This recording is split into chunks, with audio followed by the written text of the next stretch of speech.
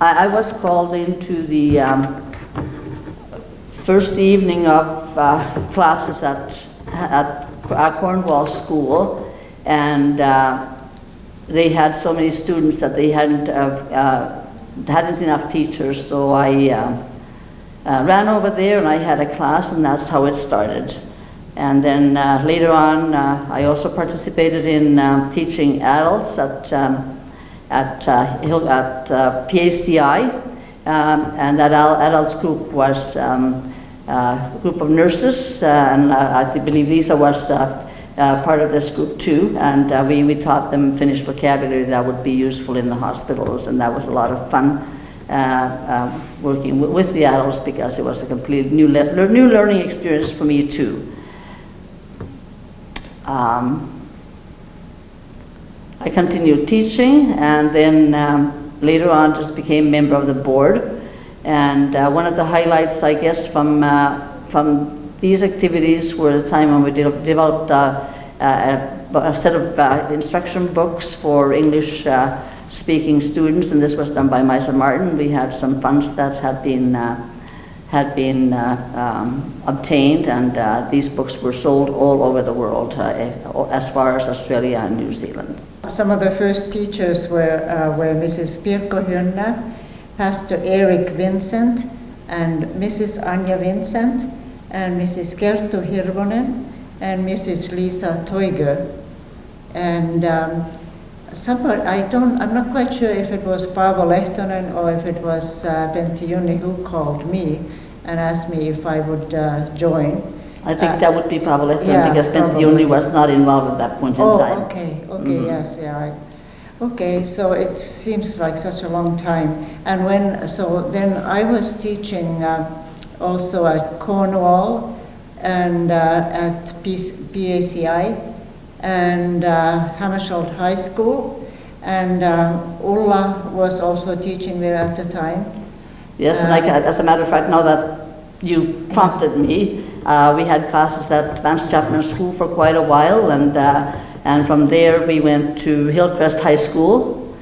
So those were my part of my continuing teaching, and then later on in retirement I went back to Algonquin as a supply teacher. Yes, and then one of the problems in the beginning was that we didn't have any books and we didn't have any teaching resources and materials.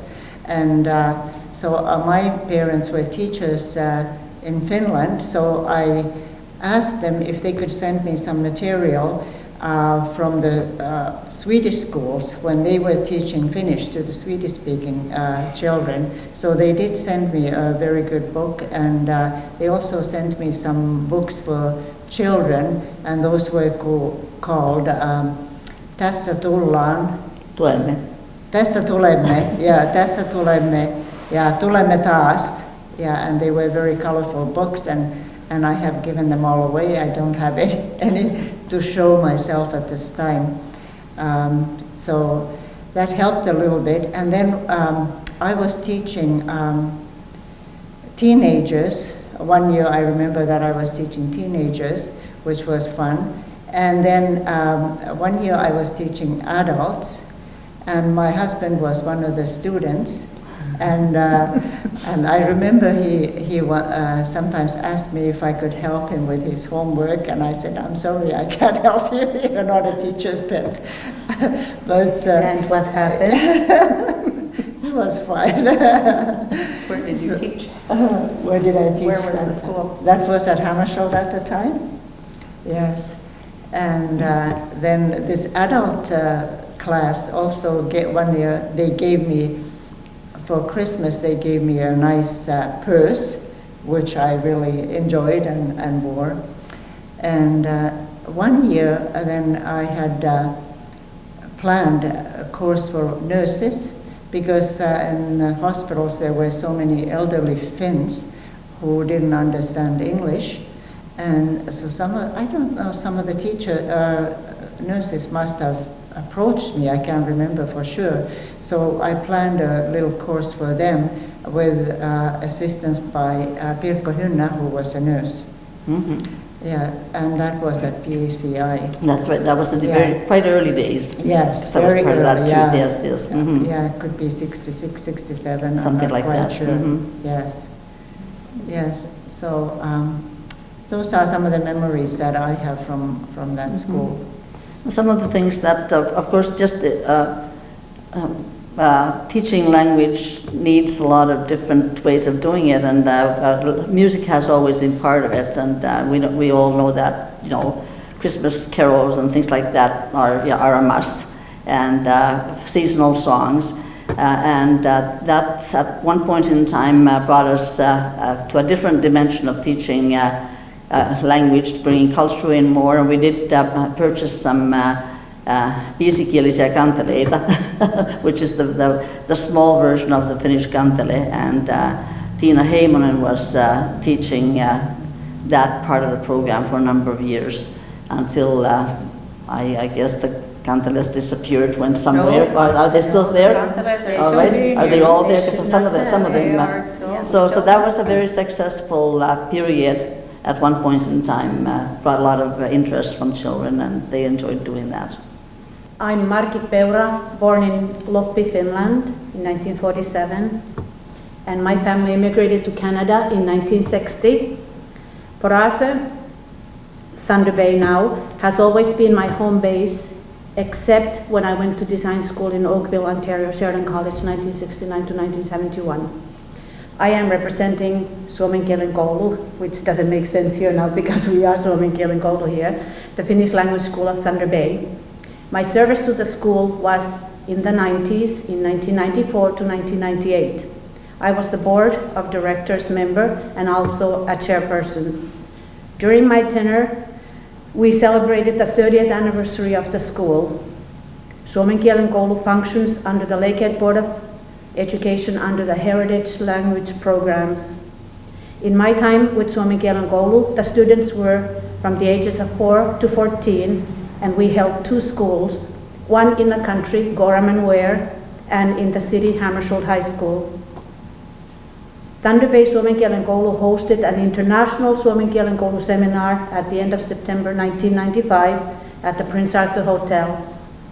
Approximately 50 teachers and board members took part in this seminar from Victoria, BC, Edmonton, Alberta, Montreal, Quebec, Dallas, Texas, and all the Ontario's Suomen kielen koulu, Toronto, Sudbury, South Porcupine, Sault Ste. Marie, Ottawa, and Thunder Bay, of course.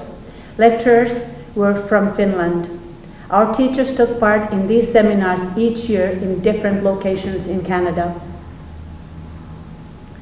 Also in 1996, the city school was moved to the Balmoral Center for Adult Studies from Hammarskjöld High. And in 1996, the Finlandia Club of Porate gave to the school space for permanent library and office, which the school still holds. In 1998, we had 118 students registered into the 2 schools, and by spring term, only half of them turned up. During my tenure, the Suomen kielen koulu was fortunate to receive a considerable donation from the Finlandia Club Fish and Game Group. They had decided to fold their operations. The dollar amount was over $800. Our then board of directors decided to invest this money into permanent enjoyment and continuous use for the students for many years to come.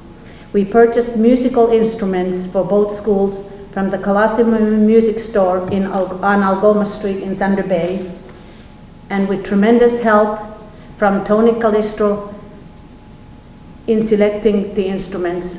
We also bought 4 kantele. We bought extra 4 kantele from the Minnesota kantele makers from Duluth. Both schools got huge sports bags. They were black bags. Are they still? Mm-hmm. Black sports bags with the same amount of equipment for the country school and for the city school. Tiina Heimonen was a teacher for the kantele at that time. During my tenure, the students designed a logo for the school, which is the one that Irma has right here. This logo was used mostly for t-shirts, as they were the great fundraiser item for the school. The school is still using the logo today. Also for the school's 30th anniversary, Aki Peltonen from Lehto Printers designed a logo for Suomen Kielen Koulu. My own child Petri attended Suomen Kielen Koulu in the early part of 80s. He is completely fluent in Finnish and English. He was born in Thunder Bay, Ontario. Synopsis of my time with the Suomen Kielen Koulu in Thunder Bay. During my 5 years in the board, the student numbers fluctuated, but always the school was a go. Suomen Kielen Koulu always has held a pikkujoulu celebration, which were and still are open to the public at Finlandia Club on Bay Street in Thunder Bay, Ontario. Also, kevätjuhla, a closing celebrations for the term, were held at different places every year, for example, Suomi-koti or Finlandia Hall. Suomen Kielen Koulu celebrates Laskiainen in February, most often, but not always, at Tapiola Park, Finlandia Club's summer and winter activity place. During the years, Suomen Kielen Koulu has received funding from Finland, Ministry of Education, Suomi-seura of Finland, and Ladies and Knights of Kaleva of Thunder Bay support the Suomen Kielen Koulu financially in a form of honorariums, prizes, etc. Private people supported the functions and purchased the products of Suomen Kielen Koulu. Also, the school took and still takes part in annual Christmas bazaars in the Finnish community. Suomi-seura in Finland organizes Finnish language refresher seminars for language teachers abroad. Our school teachers have taken part in these seminars with financial assistance from the same Ministry of Education of Finland and Suomi-seura of Finland and private donors from Thunder Bay. I am so proud of the Lake Board of Education for supporting the heritage language schools for children and youth. That is good. That's Good. yeah, very Yeah. good. And that reminded me about what we were talking about earlier, that the initial few years, the parents paid a tuition for their children to attend the classes, and it wasn't until the Ontario Ministry of Education started the Heritage Language Program that the funding became continuous and free for the children. So that took a turn somewhere, I guess, in the 70s. I'm not quite sure exactly when, but up until then, we had to collect the tuition to keep things going. And the community was really behind this program right from the start. Do you have more there? Can I mention some of the names Yes. that in my time of 1994 to 98 who were part of the board and the teachers? And teachers were Anna Martikainen and Karen Nasanen, who's a teacher in Toronto area. And Anna is a teacher in Helsinki, Finland. And Anna is a teacher in Oh, Finland. yeah. And Niina Ylinen and Irma Nystrom has always been involved with Suomen Kielen, and Tiina Heimonen has always been, before my time even, being teachers. And then the lady named Kaisa Buist, she's disappeared from my scope, I don't know where Kaisa is. But in the board, our treasurer was Martti Heimonen, who is still very involved. And Ilkka Ovaska was the secretary and the vice chair, but Ilkka has passed away. And then I was in a chair seat after you left with the big fanfare, do you remember? Yes, And a 30th anniversary dinner, big fanfare about Ulla leaving after so many years of giving to Suomen Kielen Wearing my Koulu. kansallispuku with my Yes. apron That picture backwards. is in here. So I just wanted to mention some of these names for the record that this was in my time. I'm Irma Nystrom. Still, I was born in Finland and Ylivieska and immigrated to Canada, to Port Arthur, in 1957 with my parents Erkki and Kerttu Lahti, and have lived here pretty well since, other than being away at school. And so I came on board with Finnish language class at our school in 1995 when Margit Together. was chair, and we had our 30th anniversary, and I am still involved, have been involved since. I ended up involved in that. I was sending my boys to Finnish language school, and somebody said, would you teach? And I said, okay. And we started from there. And so yeah, my boys went through all the way till they were 14. The age of the kids now and then was from age 4 to 14, basically JK to SK, or to grade 8. And so yeah, Finnish language school is still functioning. We had our 50th anniversary and that was well attended. We had the party at the Finlandia Club where we have most of our events nowadays. Suomikoti, we do a spring concert there. So let's see, we had a few questions about how did your group start, and we sort of covered that. I was in the original class in 1965 where 172 kids registered, and then over 200 showed up and had to get extra teachers. And we were going to have Mr. Peterson, Eric Peterson here. He was one of the founding members and responsible for getting us funding from the Lakehead School Board, but he wasn't able to make it, and he will be interviewed as well. He just turned 100 years old, and he was at our 50th anniversary, and he spoke at our 40th anniversary. He was still able to do a speech, so we're really honored that he's still part of our group. So yeah, we have students that have basically Finnish backgrounds. When we apply for a grant, which we still do from Finland, from Ministry of Education, they ask about the children's backgrounds, and that is one of the requirements, that we have a Finnish background. So we started in 1995. We had the two schools, up Gorham Ware, and I started at Hammersholt, and we continued there for a while, and then numbers dropped so that we were no longer able to keep two schools going, so we ended up moving to the Adult Education Center on Balmoral, and we were there for a while. Then it was felt that Algonquin, 5 Mile School would be a good location for children from Lappi and from town, so we were there for a couple of years. So yeah, we have been around, and it's thanks to the Lakehead Board that we have been able to get schoolrooms. They fund 2 teachers presently, and the 1 classroom now to teach in. But yeah, that's down. Basically, children are not coming in the numbers that we used to have because they have other interests. There are so many after-school activities, and parents are busy working often. Both parents have married people who are not Finn, so Finn is not being used at home as a language, and the interest has died down. Still, we have a lot of mumos and papas who sort of guide their grandchildren to go into Finn school, so presently that's still a bit of a driving force, but numbers are decreasing.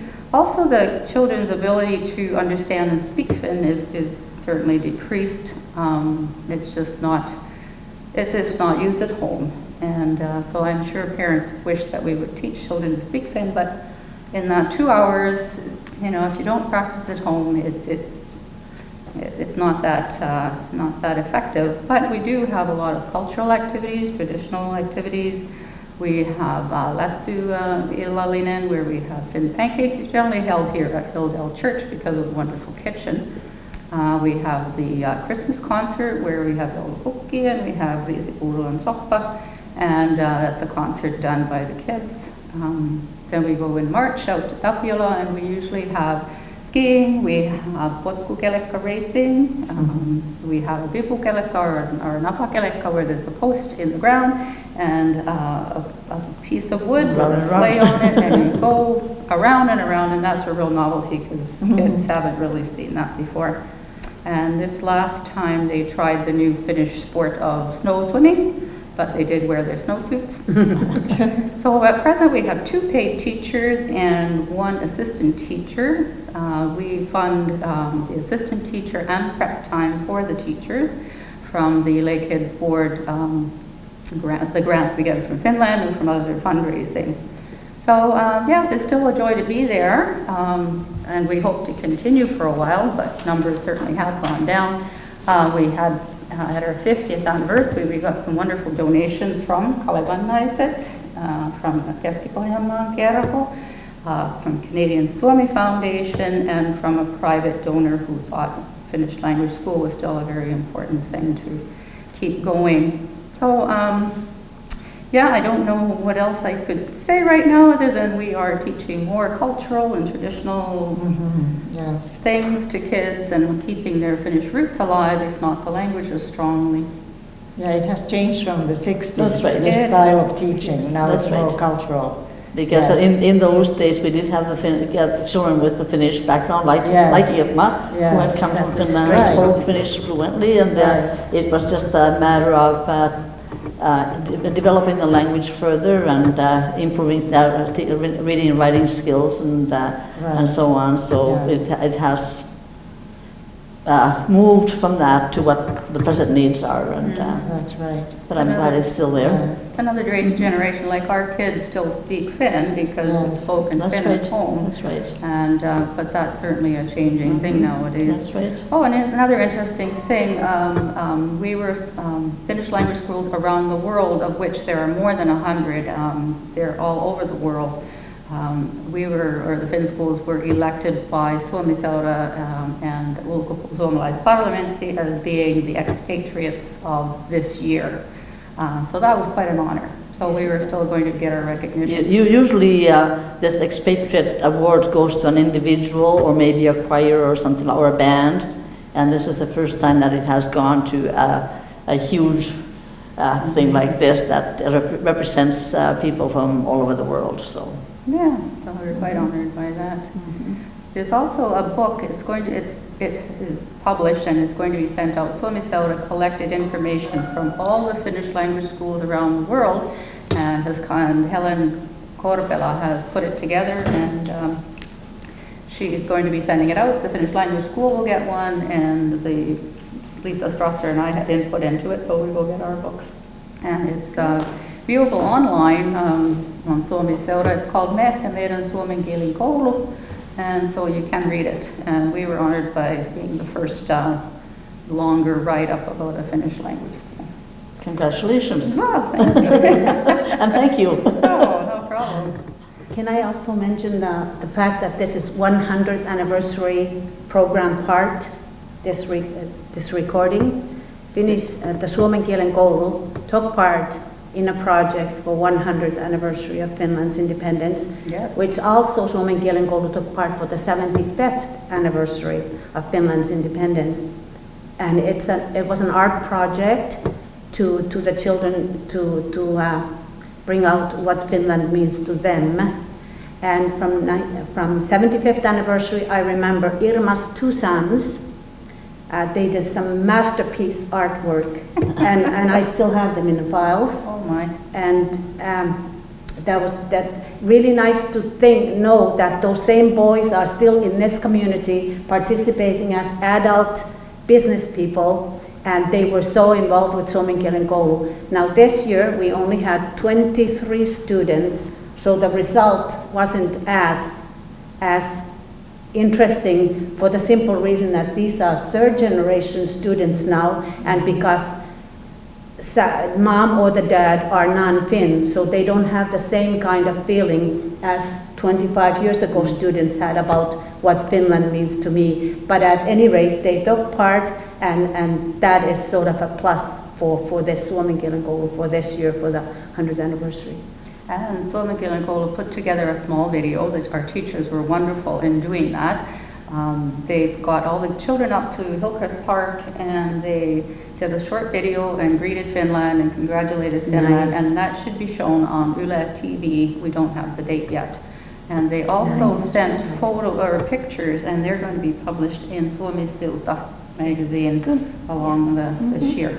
So yeah. So we've really been, Thunder Bay Suomen kielen koulu has really been into it. Well, yes. Yes, Front which is and very center. nice. Thank you. Very nice. Thank you. Our teachers are wonderful. We have you. Virjo Einola, we have Helena Stevens, who is a Kormano child, went through Finn school herself Yes, she and all did. her siblings. Yes. And we have Krista Pohjalainen, whose mom was on the board, and she's going to be leaving us this year, but she's done a terrific job with the children. So yeah, we still have two classes. We have the younger children, and we have an older children's class, and so we're trying to get some curriculum developed this year, and so that we have a little bit more to work with.